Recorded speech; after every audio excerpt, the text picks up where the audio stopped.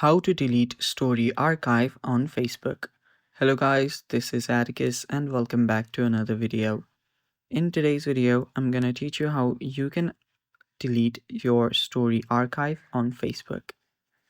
Now, before we begin, if you guys are new to our channel, head down below and hit the subscribe button so you don't miss out on our future videos. Also, press the bell icon so you get notified when we release our new videos. Now let's begin.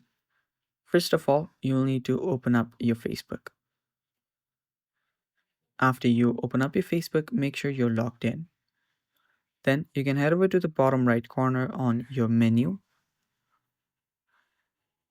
After you're on your menu, tap on the settings or the gear icon on the top right corner. After you're on your settings and privacy, scroll down.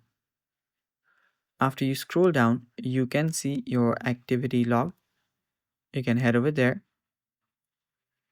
And on your activity log on the top left, you'll find archive. Tap on archive. After you tap on archive, it should look something like this.